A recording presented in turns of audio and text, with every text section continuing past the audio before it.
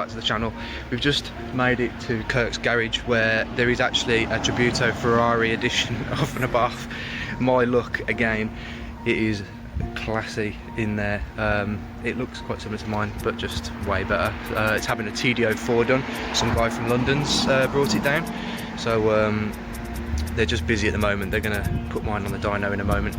Once they get, I think there's a few cars in there at the moment. It's pretty cool. But they've got, this shop is really, really cool in here. Just to show you guys. Look at that. How cool is that? Carbon fibre down the bottom. Monte exhaust. It's all blacked out on the windows. Really, really nice addition. Slightly different red to mine. It's nice and clean, nice and fresh. Love this car. Really, really cool. I'm pretty sure I've actually seen it when I was working, but it looks so cool. And the garage is so cool. Look at all these on the walls and all the cars as well that they've done. Taking pictures of them. Pretty cool. Pretty cool indeed. And you've got all the exhaust parts and everything all on here. Look. Exhaust tips, carbon tips. Like those. Yeah, so we're just waiting for him to finish off. He's just sorting out some stuff with some other guy's car, because paying clients come first.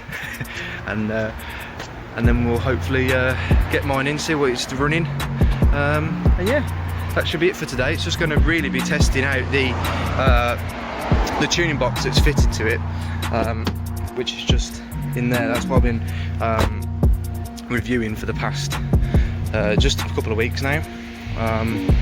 So I've got today and tomorrow, and then after that then we're going up to Scotland to do a road trip with that tuning box again, after we've just done the Evo Triangle, so getting some mileage put on this car. But yeah, it's pretty good. She's not looking particularly clean, but oh well, we'll get her inside in a minute. We'll wait for them to finish off what they're doing, and then we'll see you in a second. So see you in a sec.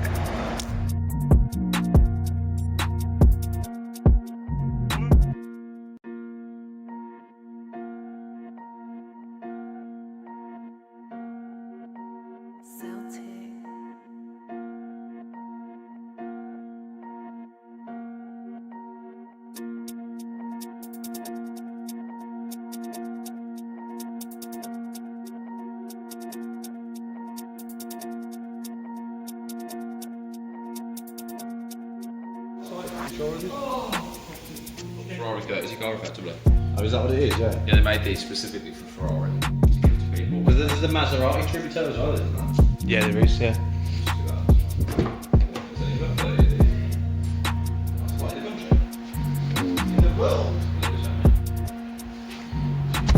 Mad.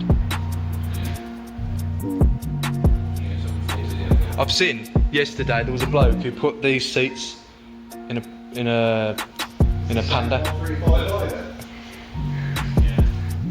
They're just mad for it. A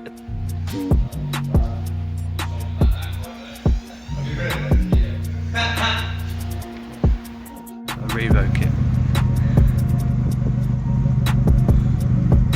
Let's do that there, and then I'll just secure it with Yeah. so yeah, so what it does calculates basically the speed. We have to input things like the barometric pressure, the temperature today, so everything that you'd usually see on an actual static dyno. Yeah. And then it calculates the drag. You have to put the weight of the car in it. It calculates it all through this little device. Then once we've got that, obviously once we've done a few pulls, when we go back to the garage, I'll show you that basically we put all that data into the software, and it gives us the dyno graphs. Now we like using this because we believe this is more accurate than actually, you know, having a static dyno, because static dynos you have to have huge fans in front to actually calculate the amount of drag at the front of the car. Yeah. This is live road conditions. Yeah. You know, so nothing can really be falsified with it. And I'm guessing you can test it on different planes of roads as well, I guess, if you really wanted to, to fine tune it. Usually you need obviously flat, straight road. So as long as you've got flat straight road, it obviously calculates that. But yeah, but it's great because you can use it on any vehicle. You know, a lot of modern day cars can't be put into dyno mode on dynos. They struggle getting grip, you know, all this different things. So with this, that just overcomes all that really. Well, that ain't coming off, is it? No, don't want it to come off. No. We've had a few dealers that have had these fly off, and they've been searching for hours in the hedgerows and stuff, and never found them. So awesome. Yeah, that's good. Now we go and do. And that's it. So bizarre being in the passenger seat. Yeah, it's weird, isn't it? It's weird. Yeah. Definitely when they're dressed like you as well. We could be brothers, mate. What's your channel called? Isn't it the Bath Brothers? The Bath Brothers, yeah. That's it. Yeah, I've ditched Hayley now. Last one in a second.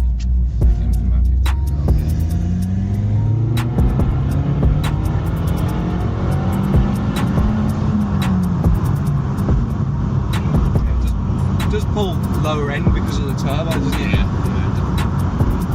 That's a bit quick, isn't it? And then that's it. And then it's got Yeah, it's like. Yeah, or I like the S260s then we've got them as well. Yeah. Is that what you're thinking? Yeah. They're a lot more expensive. Are they?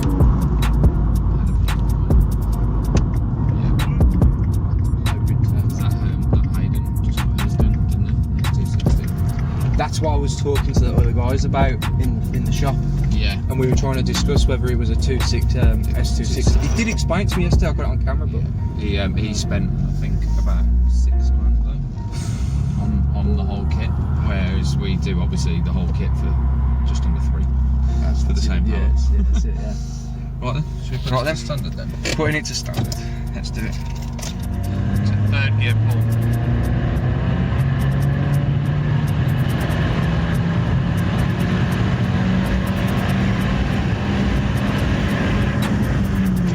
It's taking a lot longer to get there. Yeah. I think it makes a massive difference as well with being a passenger.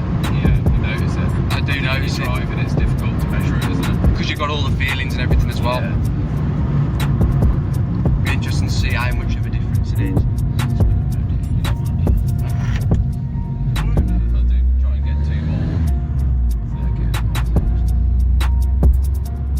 Here we go. It seems to be like that. Yeah.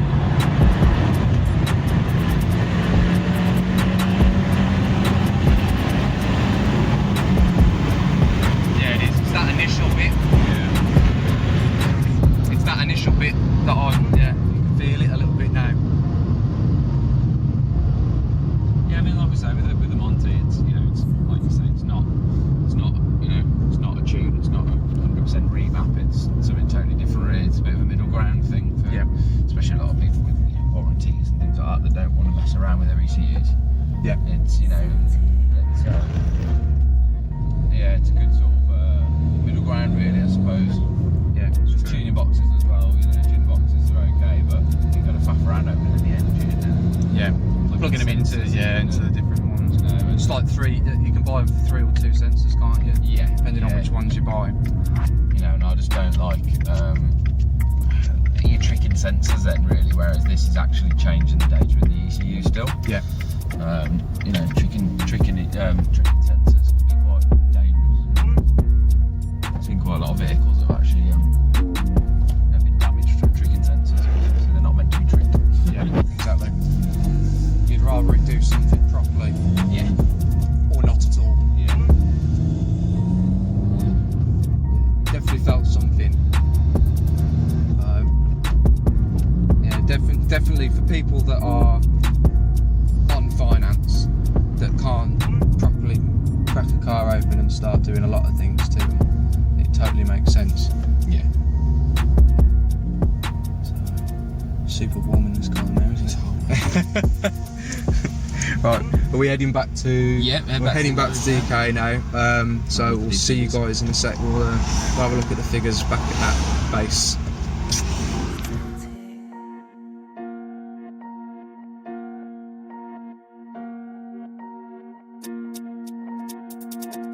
So guys, we are back home. I've just had my McDonald's on the way back, and I've got the results from our testing down at DK Tuning. So I left him to carry on with his busy day that he had, so I could go through some of the results. He told me sort of, I'm not obviously a tuner myself, but I can sort of walk you guys through the results. These are the results of when we unplugged the tuning box.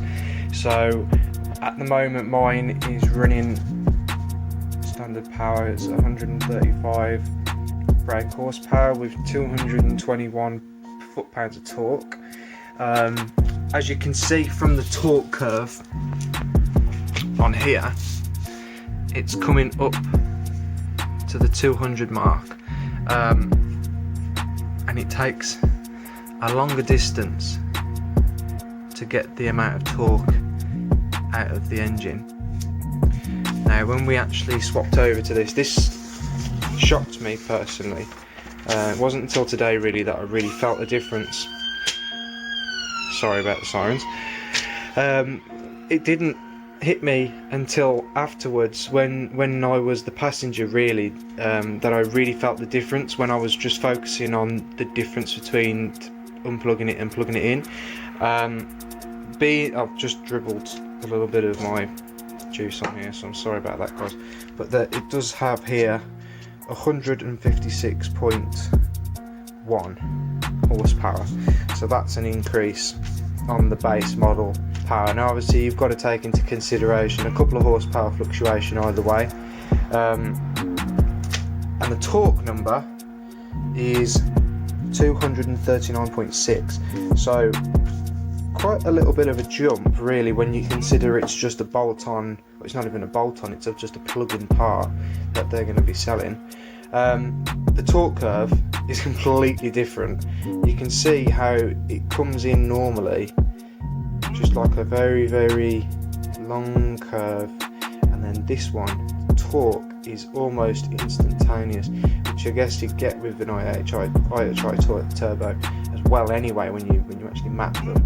Now you're not going to get the same sort of power out of a proper map, but this particular product is obviously definitely doing something. You can see the difference in the torque curve there, where it is completely straight away. You're going straight up to the nearly hitting the 250 newton meters of torque mark up there, which is really really cool. And also the lines are slightly different as well. These are the lines here, the horsepower line, but really the one that you're going to be looking for is the torque number. So that's quite cool. Very very impressed with that, to be fair, and it really wasn't until I was sat in the passenger seat that I started to feel it. Sometimes it can be quite hard, sitting in the seat when you're trying to control a load of different things, and maybe you're driving and you're you're looking at what's happening around the next corner. So being in the passenger where I could just focus on trying to feel a difference, definitely did today. Definitely did. And there's the numbers to prove it, guys. So hopefully this will help you if you do want one of these tuning boxes. DK Tuning are the guys that are going to help you out. They're going to be the distributor of these tuning boxes. And yeah, so very very pleased with those results. We're going to be going up to Scotland tomorrow or the day after. I think it's the day after, not 2 days. So this will go up while we're in Scotland, and then I'll be on a road trip driving around Scotland with the tuning box fitted before I give it back to DK Tuning. And yeah, so there's the results, guys. If you want to get this for yourselves, like we were saying in the video earlier, it is for people really that don't want to mess with the cars and want to keep it stock if they unplug it. If you've got finance or anything like that, or you don't want to go into the engine bay, it is a great alternative to a tuning style. You've definitely got an increase there, and obviously this is on a base model one. So I mean, my one is supposed to be 145 brake horsepower, you know, it has done nearly 70,000 miles now, so you know it's coming up. Maybe it has lost some, maybe it hasn't. It's, you know, fluctuation of a couple of brake horsepower there. The torque was pretty good anyway, but just that tuning box has really rejigged things around, and it's obviously doing something. So super happy with that, guys. I hope you liked the video. There is going to be more stuff coming on the channel very soon. We're not done with DK tuning. There's definitely a lot more I'm going to be covering with DK tuning, hopefully. Thank you guys down there for allowing me to come down today and feature some stuff, and I hope you guys liked that Abarth that was there as well, that Ferrari edition.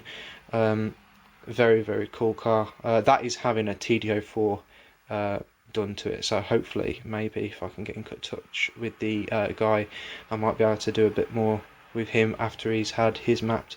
But it's an older gentleman that's had that done, so fingers crossed. So guys, like, subscribe. We'll see you very soon.